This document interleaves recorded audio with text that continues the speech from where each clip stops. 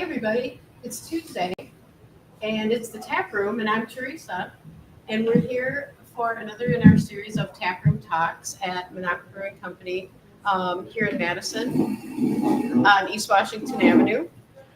Tonight we have an author with us. Her name is Betsy Korbinyr and I want to show you her book. It's gorgeous, it's hefty, I can't wait to get into it.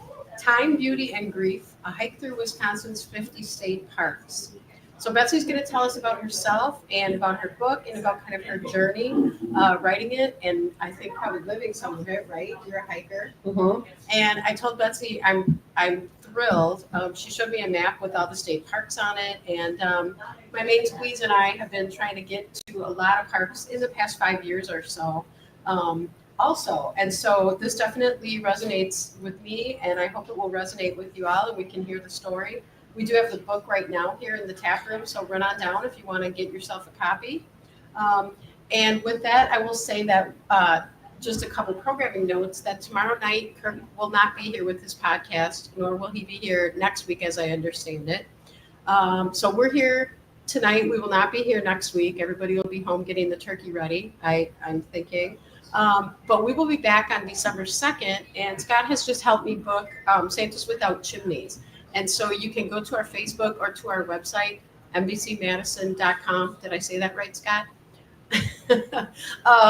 And see more about that. But this is a great all-volunteer organization that helps get lists and associate children with toys and things that they need at Christmas time. So that will be great. That's when we're back here on December 2nd. So with that, Betsy, I will let you introduce yourself and talk about your book. And then if we have some time, I know we have some folks in the audience who came to see you and some who might just be here and be interested. And folks can ask some questions about the parks, about the book, and we'll go from there. Thanks, Betsy. Thanks for coming in. Thanks, Teresa. I appreciate it.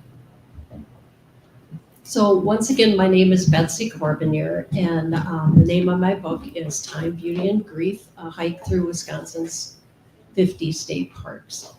It is one of only 2 books chosen by the Library of Congress to represent the state of Wisconsin during the 2025 National Book Festival in Washington, D.C. this September. So I felt very humbled by that. It was really quite an honor. And it also won the Best Travel Book Award for 2024 from the Indie Book Awards. So I'm a hiker of various places. Recently, this May, I hiked part of the Jurassic Coast, close to the English Channel. Your son would have liked all the dinosaurs I saw there for sure. But I'm not an elite hiker by any means. I would not hop on the Ice Age Trail and hike all 1,200 miles of it in 45 days like people like to do. And I don't want to say anything bad about people who have those kind of athletic accomplishments, but I sort of feel sorry for them because I don't think they could stop and appreciate the beauty of all the things along that trail and doing it so quickly. But I'm a slightly overweight old woman and I have a respiratory disability.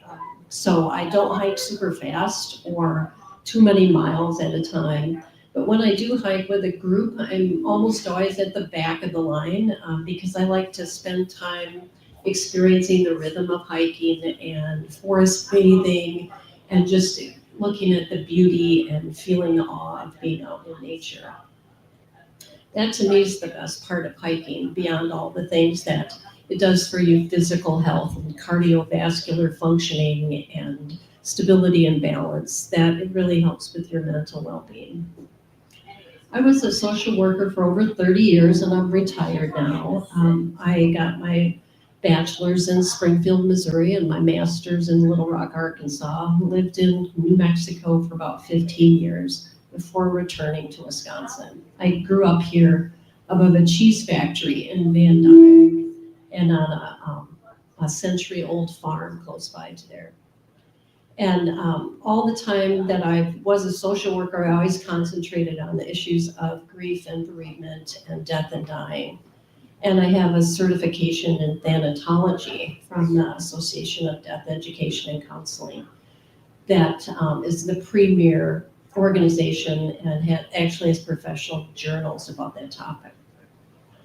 And I've worked with preemie babies to centenarians. So I've had a really wide-ranging career with human beings. It's been really fabulous.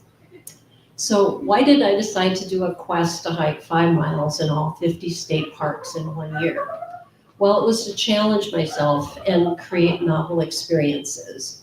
When I turned 60, I hiked the 190-mile coast-to-coast walk across England, and that was just phenomenal. I went by myself, met up with a hiking group, spent about 15 days on the trail, and it was just beyond glorious. So I wanted to do something similar to that for my 65th birthday. But COVID was sort of lingering at that time, and I have a respiratory issues, so I thought I'd better keep it a little bit closer to home. So that's the thing when you develop a quest for yourself, and you have to decide what your risk tolerance is. And when I was 30, and I for my 30th birthday, I parachuted out of a plane. That my risk tolerance then was very different than when I was now 65. So, but you still need to keep taking risks no matter what age you are, because that's how you stretch the territory of yourself and how you develop as a person and get to learn more about all the things you can be that you didn't think you were able to be. And it's like I always tell everybody, it's better to die on an adventure than having your cat trip you down your basement stairs. So that's kind of how I feel about it.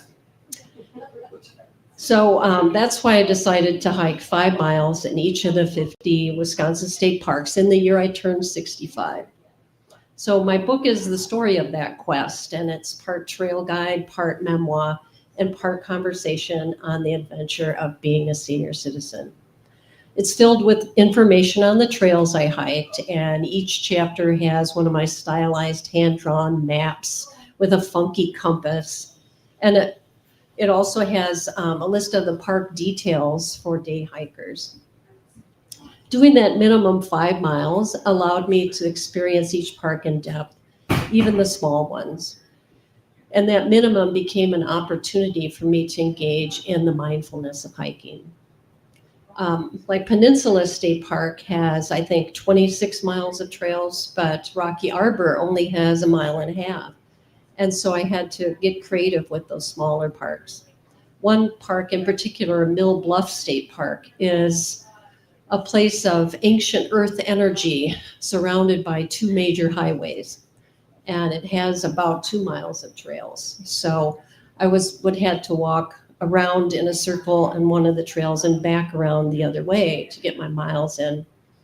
And if I wouldn't have had to do that, if I wouldn't have made that minimum of 5 miles for myself, I would have missed one of the most beautiful things I saw on the whole, all the parks I hiked in, and it was at Mill Bluff. And I came back around the other way, hadn't seen it on the first loop. And it was about a 15-foot square profusion of blooming pink lady slipper orchids. There was hundreds of them there. It was really amazing. So having a hiking quest is a great metaphor for overcoming obstacles. Each time you navigate uneven terrain, steep inclines, get lost, find your way, push through the fatigue, you strengthen your mental fortitude. So when bigger problems come along, as they inevitably do as you age, you can increase your resilience and remember you're able to adapt and persevere. I really needed this during the year I was hiking the parks, when I ended up with one of my hiking boots in the grave after a severe existential slap. I include that part of my journey in the book as well, because it lets me, as a mental health clinician, speak to the impact of trauma on our lives and some of the ways to help address it. I had friends come along on some of the hikes, but most of the 50 were done alone, and this gave me time to really contemplate my journey of turning 65. And on the journey, you learn a lot about the destination, like what did I want my 65-year-old self to be, and how did I want to be in that time of my life? And it allowed me to do a life review. So a life review, I did countless life reviews as a hospice social worker in the last couple of months of people's lives. And it's a process of looking back over your lives, helping build your self-awareness. It helps you let go of emotions you no longer need, reframe your regrets, and find places to your losses to be processed. So I decided while I was doing that I didn't want to wait until my last few months of life. I do life review on every milestone birthday. And I include questions with each of the park's chapters and invite the reader to also sort of engage in their own life review with me. It's one of the reasons it's a great book club book. And I've heard from all over the state of different libraries and different clubs that are starting to read the book. So it's very flattering. Um, there's a really important thing about when you get older, you have to tell your story. And that's one of the main tasks we have as we age. If any of you have ever hung out with elders, you know they'll tell you their story over and over and over. And it's really, really important to share our lore because it's really valuable. We need to hear those stories, and they help us find joys in getting older, as well as understanding the losses of it. And it's hard to appreciate your youth when you're living in it. I remember thinking, oh, maybe if I did this or had that, or what should be different, all those things that you think about when you're young. But it's even trickier to embrace your aging self and to feel okay with being older. And I always remember when I see my face in the mirror that I really appreciate being able to see an old face, because the majority of human beings never get that opportunity. So it's vitally important to remember the past and to bring it forward and to share it with others. That's why telling our story is really important as we age. I spent most of my social work practice working with elders, and they taught me so much about what it is to age and what it is to be old. And I include many stories about them in the book. Stories about surviving Pearl Harbor, the aftermath of the Midway battle, the liberation of a concentration camp, the explosion of the Trinity bomb, and many more. I feel very blessed to be able to share their stories and feel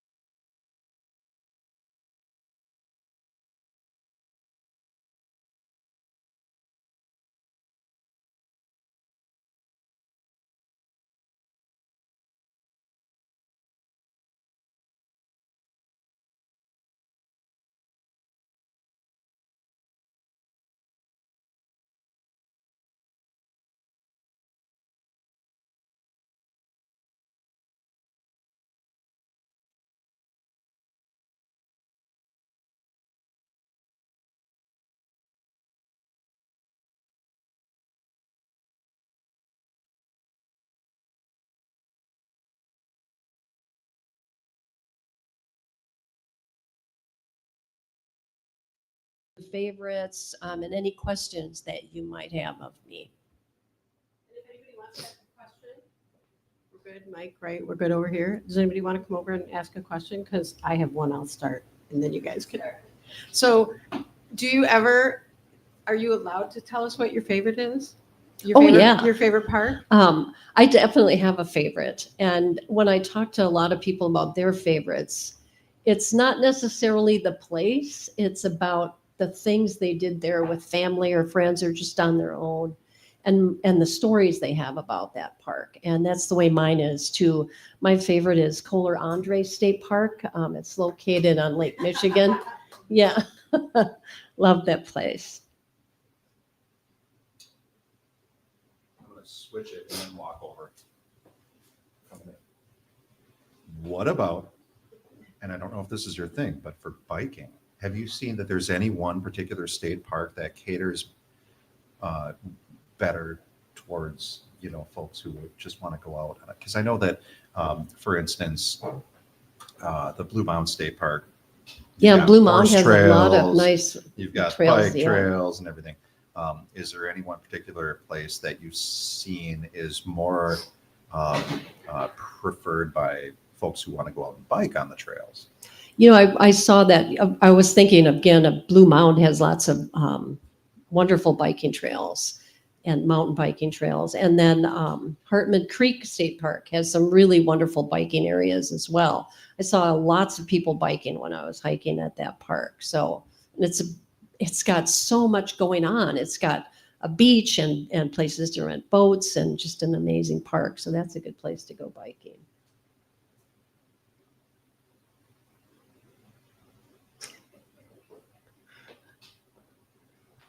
Anybody else have anything? Did you set out to write the book doing this, or was it like, could you talk more about that process? So I had someone ask if I set off to write a book about it. And it was really just I set off to do it for myself. The way I've written about different hikes that I've been on, just so I can remember and think about all the things I was going through. Like the one I hiked when I turned 60. Wasn't anything I necessarily wanted to share with anyone. But the more hikes that I went on throughout Wisconsin, the more people I talked to about what I was doing, the more people were like, you should put that together in a book. People would dig that. So that's kind of what I decided. Well, maybe I should. So that's how it kind of came about. But when I was out hiking, I would use the notes app of my phone and talk about the trails I was on and kind of what I was thinking about and, memories of, like my friend that had been my neighbor in Carrizozo, New Mexico, who witnessed the Trinity bomb, and I was thinking about her one day hiking along a railroad track. And so then I talked about it into my notes app. And when I got home, I would write it up and then it would be gone, then it's just stored away. And the more times I did that, then the more that people wanted me to put it together. And one of my friends was teasing me. She goes, well, like your book isn't good enough. And then you have to include this huge, life trauma in there that you experience. But, it's part of the story and part of what kept me in my journey. So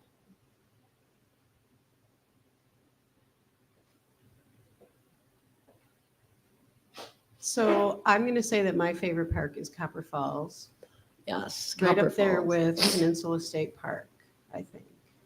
But when you said Kohler Andre, I have enough experience with that park that my mind still wants to call it Terry Andre. Oh, yeah, because it was originally I Terry was like Andre. 5 years Yeah. old and lived in Sheboygan for 5 Yeah. minutes or so. Yeah. What about you guys? Shout some out to us. Any favorite parks? What about up north parks? What's is there, He's asking about up north parks. yeah, the furthest up north state park that you can recall? The furthest park up north. Well, Copper Falls is up there. Yeah, Copper Falls is way up there. And Big Bay, of course. Bay. But I really appreciated going to Pattison State Park. Yes. Yeah, and there's two very large waterfalls there. And I went with a friend, and we walked to the smaller waterfall, and then you can walk back around up behind the waterfall. And walking back up behind it, then you can see, okay, it splits into two, and you understand why it splits into two when it goes over the waterfall. And when we were walking back down, there was one place along there in the course of 3 steps that it went from the sound of the river at the top of the waterfall to complete quiet of the forest to the rush of the waterfall at the bottom. So I kept going up and down and going down those 3 steps. I think I did it like 10 times before my friend is like, okay, Betsy, let's get moving on, you know, because it was so unusual. You know, it's just like a little bit of a little magical thing happening there. So that was really beautiful. I have another one only because the state parks have been a real big thing for my wife and I lately, especially with little one. Oh, yeah. What about, as far as camping is concerned, have you, is there a specific state park that'll always stand out as being like, this is the one, if you need to camp at a state park, this is the one? I know Governor Dodge is one that people really love to camp at because it's got the lakes to swim in. It's got great trails to go in. It's got wonderful infrastructure as well. You know, a store, a camp store and everything. There's a person who I was on a panel with, in fact, just a couple weeks ago at the Southeast Wisconsin Festival of Books in Waukesha, who's written a book. He was a ranger for, I don't know, 40 years or something.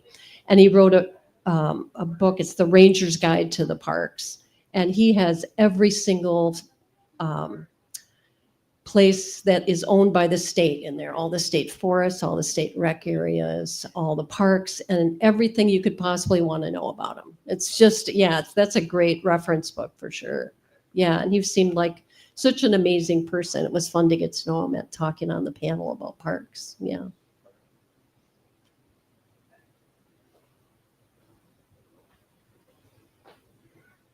So hello, Mike, hello. I need a short one. Grab it and bring it right. Not karaoke night though, yeah.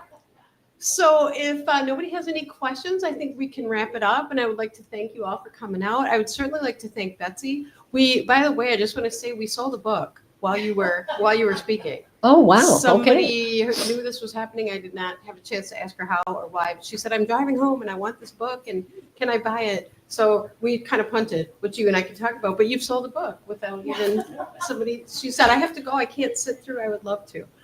So congratulations. Yeah, on that. that's wonderful. And thank you again. And well, good thank night you for to having all of me. you out there in streaming land from the Monaco Brewing Company Madison Taproom. All right. Thank you.